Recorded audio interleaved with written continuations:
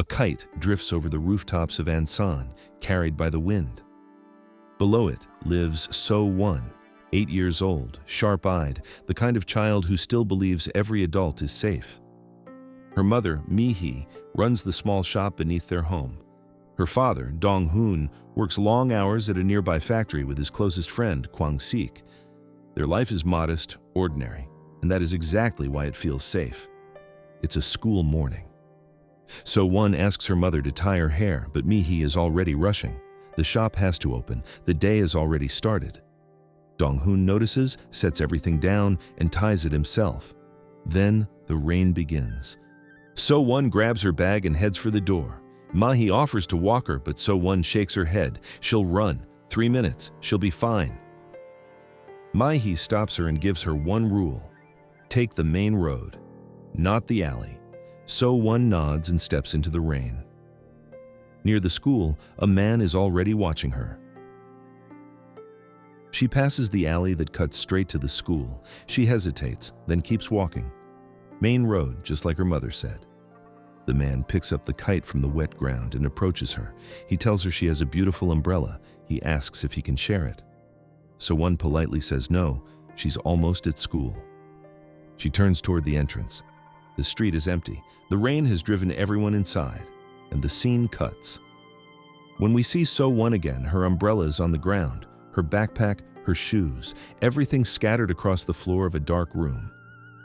She's there too, injured, shaking. The man did things no child should survive. But somehow she does. She finds her phone and makes the call. An ambulance arrives. Mi-hee reaches the hospital and collapses the moment she sees her daughter. The doctors speak carefully. To keep So-won alive, they had to remove large sections of her intestine. She now has a colostomy bag at her waist, permanent. She will never go to the bathroom normally again. She will carry this for the rest of her life. Dong-hoon and Mi-hee stand in the hallway absorbing that. There are no words. When So-won finally opens her eyes, Dong-hoon rushes in. She looks at him and quietly asks, "Did you skip work?" Then, in a voice barely above a whisper, "Remember the man who hurt me? He was wearing pants with a lot of pockets." She's afraid to fall asleep, afraid she'll forget. She's 8 years old, and she's already fighting for justice. The police confirm they have a suspect, but without a formal statement from So-won, there's not enough to make an arrest. Mi-hee refuses immediately. She will not make her daughter relive this. The two parents argue in the hallway, each destroyed in a different way, neither able to reach the other. A detective pulls Dong-hoon aside with an unusual request: go home and bring So-won's favorite toys. The psychiatrist assigned to her case has an idea. He goes home, finds her beloved Kokomang plush, and carries it back carefully. Dr. Young-suk arrives and earns So-won's trust slowly, playing with her, making her smile for the first time since the hospital. Then, she shows her photographs one by one. When So-won sees the suspect's face, she shuts her eyes immediately and goes silent. The reaction alone tells the doctor everything, but they need a formal identification. Smaller photos this time point to the one. So-won's hands are trembling. She raises her finger and points. The arrest is made. Before leaving, Young-suk tells Dong-hoon that So-won's recovery will depend almost entirely on the people around her. Time, presence, and warmth. Mi-hee overhears and hands the card straight back. She doesn't want a doctor. She wants her daughter to go back to normal. The case breaks in the press. Cameras flood the hospital. Reporters crowd the corridors. Dong-hoon scoops So-won up and carries her to a quieter room on the top floor. So-won looks up at him, terrified, and asks, "Did I do something wrong?" He holds her and says no. She did nothing wrong. Then her colostomy bag tears. The bed is soiled. Dong-hoon moves to help, and So-won flinches away. She doesn't want any man near her, not even him. He steps back.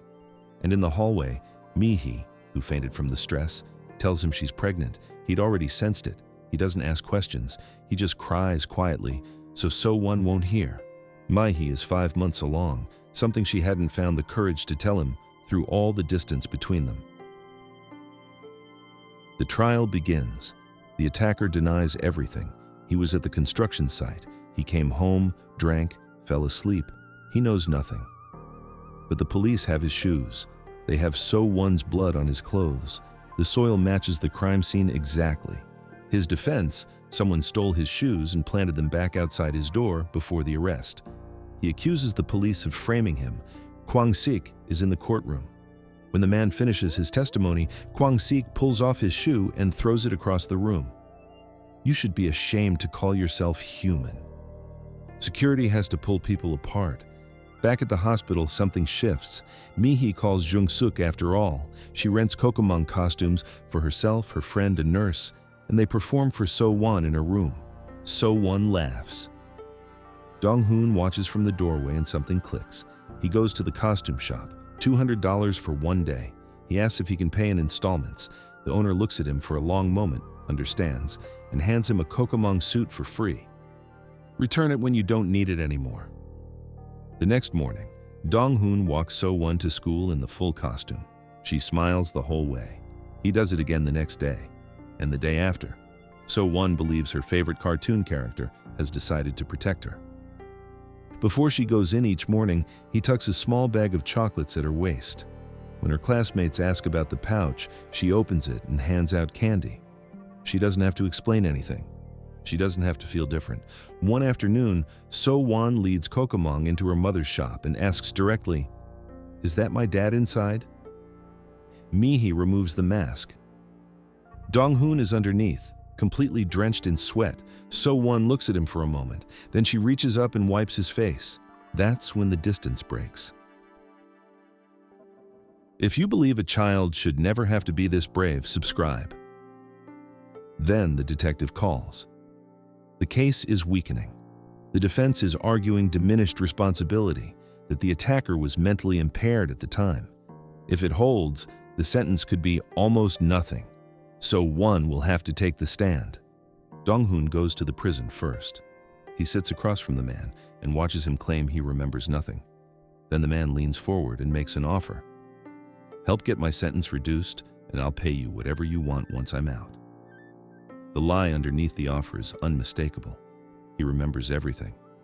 Then he smiles and says, "I'll be out soon, and when I am, I might do it again." Dong-hoon picks up a chair and throws it at the glass. At trial, So-won takes the stand. She identifies him without hesitating. The court finds him guilty. The sentence, 12 years. The room erupts. Dong-hoon lunges forward. So-won runs to him first, grabs his arm, looks up at him. "Let's go home, Dad." He stops. He holds her. Months later, Mi-hee gives birth. A boy. So-won names him So-mang, which in Korean means hope. She holds him and tells him quietly that his being born saved her life. One ordinary afternoon, So-won comes home from school, walks past her dad watching football, and heads to her room, the way she always used to. She leaves a handmade decoration for her baby brother. Then she goes to find him. That's where the film ends, not with justice, not with closure. With a girl who chose to keep going. This story is real. On December 11th, 2008, an 8-year-old girl known publicly as Na-young was attacked on her way to school in Ansan, South Korea. Her attacker, Cho Do-soon, was 56 years old. He claimed he was drunk.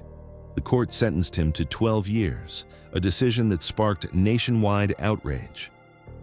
On December 12, 2020, Cho was released from prison. Crowds gathered outside. People threw eggs at the vehicle. Families in the area demanded he be permanently barred from the city. Na-young's family had already left. They weren't willing to find out if he'd come back to their street. In 2021, a man posing as a police officer knocked on Cho's door. When it opened, he attacked him with a hammer. Cho survived with minor injuries.